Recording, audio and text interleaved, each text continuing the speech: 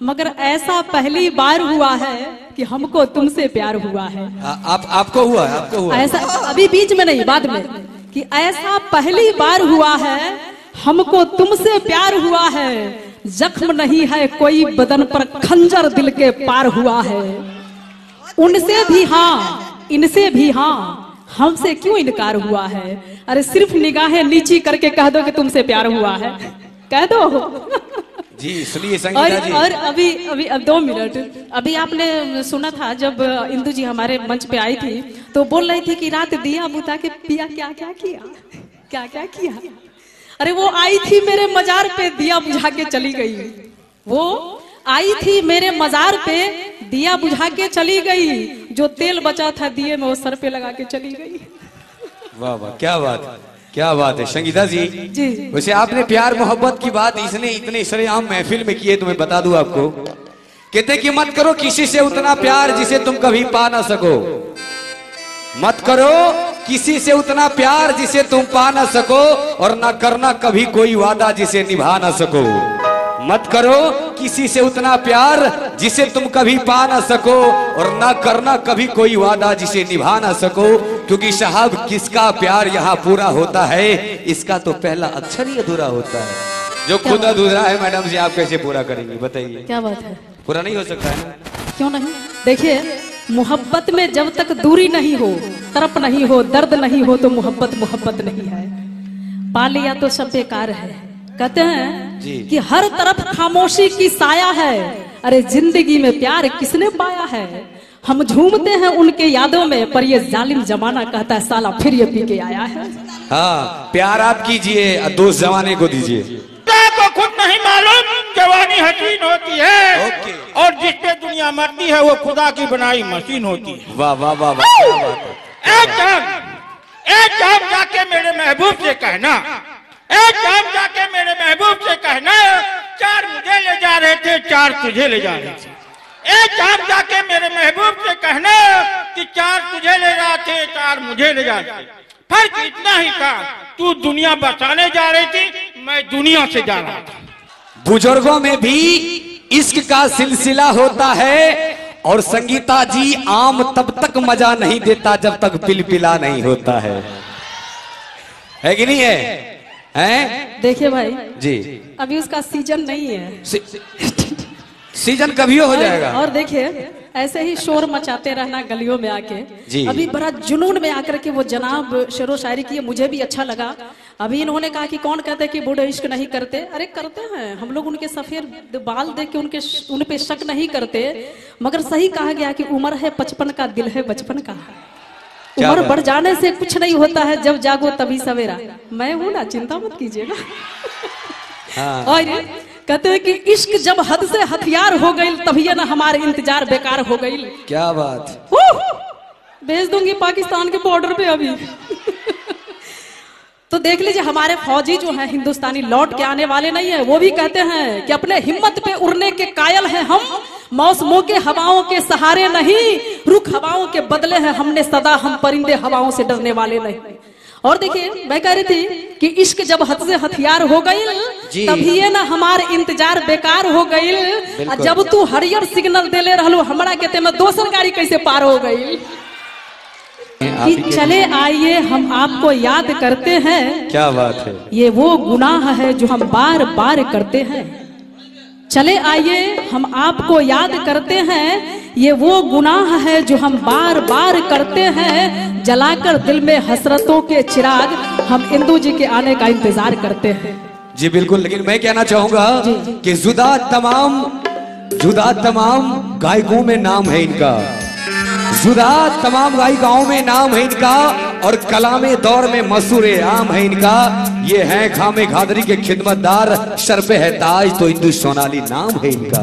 जाइए भोजपुरी स्टार, मैं इंदु सोनाली जी को आवाज देना चाहूंगा जो आपके बीच उपस्थित होने के लिए जा रही है। एक बार जोरदार ताली से स्वागत करेंगे इंदु सोनाली जी का।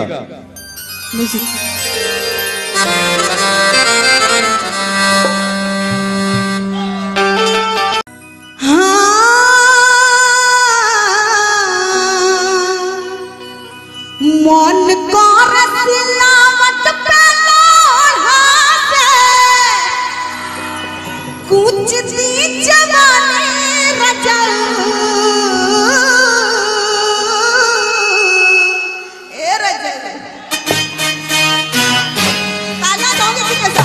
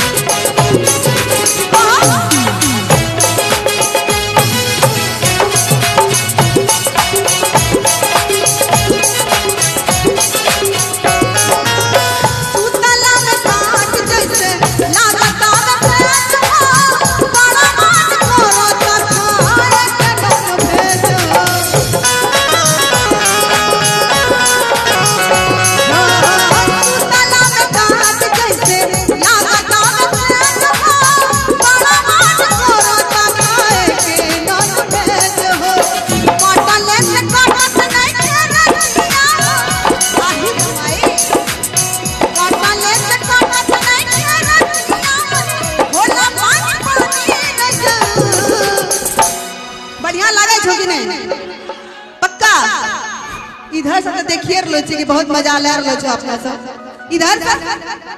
लेकिन सर आप सभी से भी रिक्वेस्ट करूंगी कौन सा उत संग काटा सारा पानी लगा के मच्छरदानी कौन सा उत संग काटा सारा पानी लगा के मच्छरदानी कौन सा उत संग काटा सारा पानी लगा के मच्छरदानी कौन सा उत संग काटा सारा पानी लगा के मच्छरदानी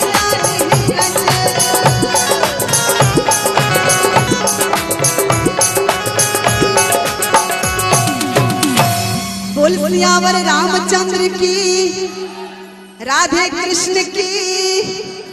थैंक यू, बहुत बहुत शुक्रिया जी जी। आइए और मैं चाहूंगा एक बार सबसे पहले इनके लिए जोरदार ताली होनी चाहिए। आप है प्लेबैक सिंगर इंदु सोनाली जी, और मैं आवाज देना चाहूंगा आप हैं इस कार्यक्रम के अध्यक्ष महोदय हमारे निरंजन कुशवाहा जी। आमंत्रित करना चाहूंगा कि आप स्टेज तक